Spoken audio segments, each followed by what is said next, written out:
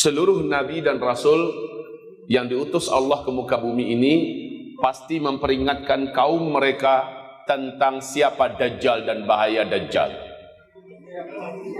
Setiap nabi, ratusan ribu jumlahnya nabi dan rasul Allah utus ke muka bumi ini pasti bercerita tentang Dajjal. Dan Nabi bersabda SAW dalam hadis sahih riwayat Imam Muslim, ma baina khalqi Adam ila qiyamis sa'ah fitnah akbar minad Dajjal. Sejak Adam Allah ciptakan sampai terjadi kiamat, tidak ada fitnah yang bisa mengalahkan lebih besar fitnah Dajjal. Tidak ada fitnah yang lebih berat daripada fitnah Dajjal. Tidak ada fitnah yang lebih hebat melebihi fitnahnya Dajjal. Di hadis yang lain Nabi bersabda, seandainya dikumpulkan semua bencana, petaka, fitnah yang ada di muka bumi ini, sejak Adam diciptakan sampai hari kiamat, disatukan semuanya. Lalu diletakkan di satu timbangan fitnah-fitnah tersebut, lalu Dajjal muncul dengan membawa fitnahnya tersendiri, diadu mana yang lebih berat. Maka kata Rasulullah, lebih berat dan lebih hebat fitnah Dajjal dibandingkan seluruh fitnah yang pernah terjadi sejak Adam diciptakan sampai hari kiamat. Bayangkan betapa berbahayanya fitnah Dajjal ini. Sebab apa?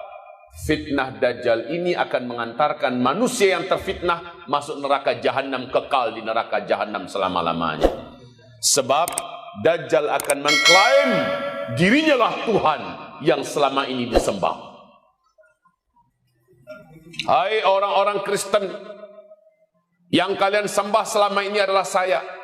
Hai orang-orang Islam yang kalian sembah selama ini adalah saya. Sekarang saya telah hadir sujud. Dan Dajjal mampu membuktikan apapun yang diminta oleh manusia. Kalau kamu memang Tuhan, sanggup gak kamu melakukan ini? Oke, kata Dajjal.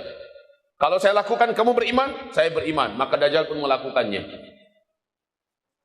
Ada yang masih belum beriman. Saya baru beriman kepada kamu. Apabila kamu bisa begini-begini, dia pun melakukannya. Maka orang ini pun beriman. Murtad dia dan kafir kepada Allah. Dia pun sujud kepada Dajjal. Apapun yang diminta manusia, Dajjal bisa melakukannya. Makanya, kata Rasulullah, fitnah terberat di muka bumi adalah kemunculan Dajjal. Arti Dajjal itu apa? Dajjal itu artinya adalah sang maha pembohong, sang maha pendusta. Itu arti Dajjal.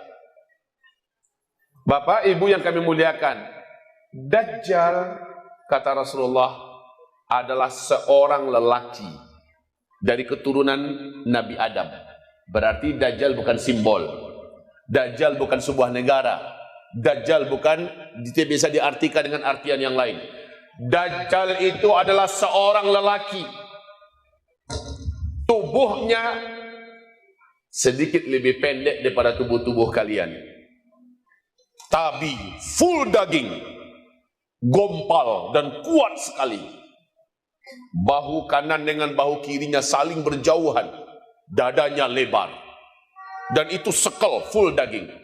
Rambutnya keribu. Sementara di antara kedua alisnya hanya orang-orang beriman yang sanggup membaca, walaupun dia tidak pandai membaca, tapi Allah izinkan saat itu dia bisa melihat kafaro, kafir, di antara kedua alisnya. Kedua bola matanya menyembul keluar. Jijik kita melihatnya. Kedua bola matanya menyembul keluar. Hanya bola mata yang sebelah kanan tertutupi oleh daging kening yang meleleh dan menutupi ini. Sehingga tampak tonjolan itu seperti tonjolan jengkol ya. Padahal ada biji di dalamnya. Kan begitu kan? Menonjol sementara tertutupi oleh daging kening ini meleleh. Dan ujung lelehan daging kening ini nempel di pipi bergelantungan seperti dahak atau seperti jengger ayam. Menjijikkan. Warna kulitnya gelap, kata Rasulullah. Coklat kehitam-hitaman dan ada beberapa bercak merah di bawah kulitnya. Kedua kakinya ketika sedang berjalan Dua mata kakinya saling berjauhan, dua jempol kakinya saling berdekatan. Tapi sudahlah bentuknya jelek, dia kemana pergi selalu didampingi oleh wanita-wanita tercantik. Dan dia bisa berpindah dari satu kota ke kota yang lain hanya hitungan detik tanpa alat. Yup, sampai dia di kota yang lain. Yup, sampai di kota yang lain.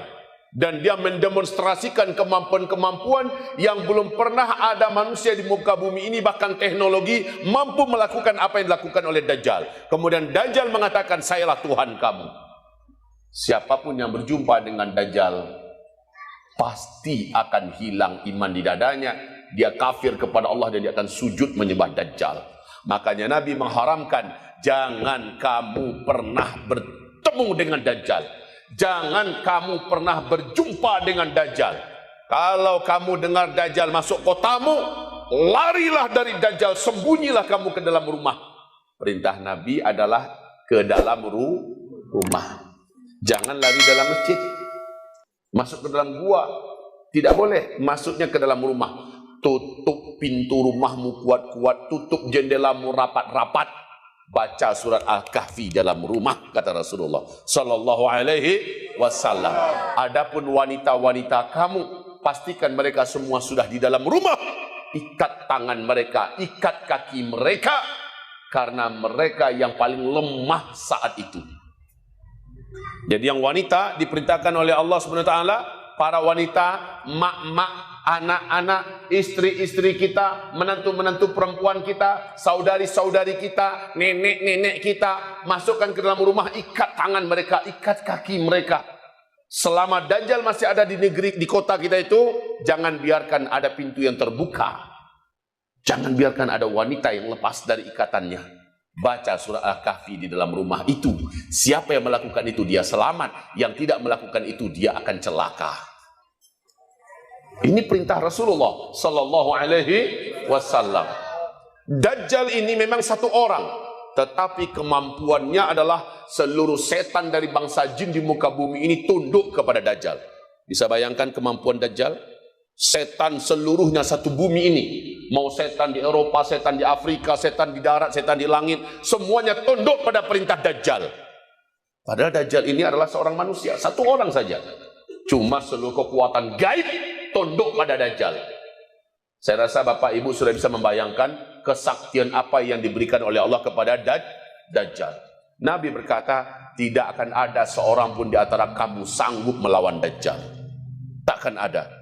Nanti akan ada seorang lelaki yang merasa sangat percaya diri, imannya sudah sangat kuat.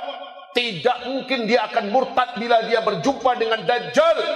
Saat Dajjal masuk ke kotanya, dia ingin berdebat dan menantang Dajjal. Laki-laki ini pun keluar. Tapi ketika dia melihat Dajjal, Dajjal melihatnya.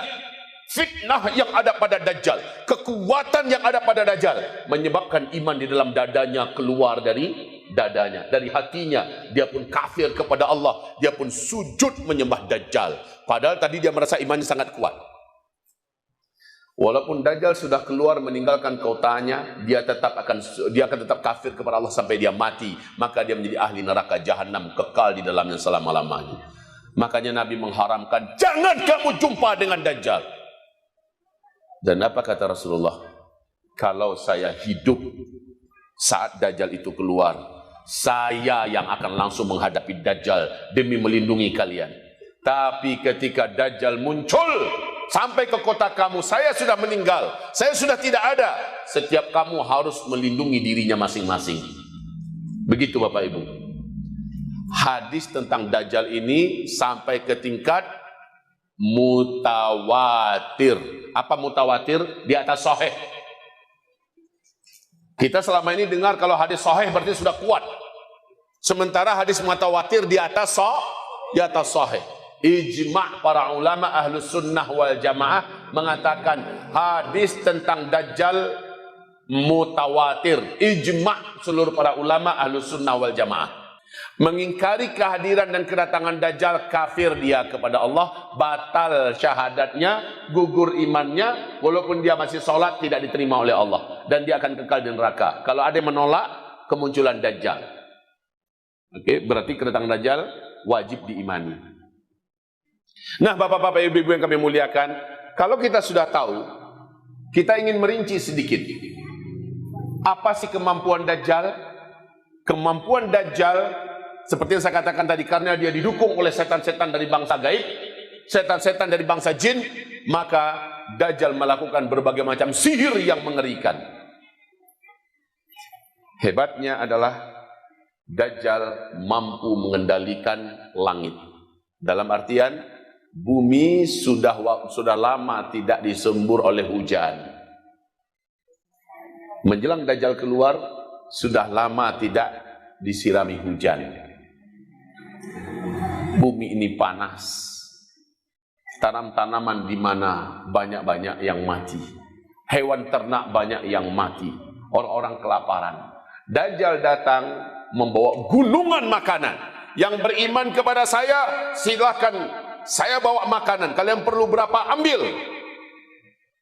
Dan orang ketika Pak, ketika lapar, mereka mau mengorbankan apapun demi bisa dapat makan. Betul, Pak? Sementara Dajjal datang membawa gunungan makanan. Entah dari mana dia dapat makanan itu. Dan dia tawarkan kepada orang-orang yang beriman kepadanya dan mau sujud kepadanya, ambil makanan itu. Dan Dajjal dari tangan kanannya mengeluarkan api yang sangat besar bagikan hutan yang terbakar. Lalu dari tangan kirinya dia mengeluarkan air yang sangat banyak dan bening, air yang sejuk dan bisa mengisi sungai-sungai. Lalu apa katanya? Yang beriman kepada saya, silahkan minumlah air yang keluar dari tangan saya. Yang tidak beriman, masuklah ke dalam api neraka saya. Sayalah Tuhan. Sementara banyak manusia, kata Rasulullah, 2/3 manusia di bumi ini akan beriman kepada Dajjal. 2/3 jumlah manusia yang ada di bumi beriman kepada Dajjal. Tak terkira banyaknya itu. Adapun umatku, orang-orang yang malas ngaji, orang-orang yang rajin dosa maksiat, orang-orang yang jauh dari masjid, orang-orang yang anti ulama, orang-orang munafik, umatku yang suka buat dosa-dosa, mereka jumlahnya 1/3 nanti akan kafir kepada Allah, beriman kepada Dajjal. 1/3 umat Nabi Muhammad kafir.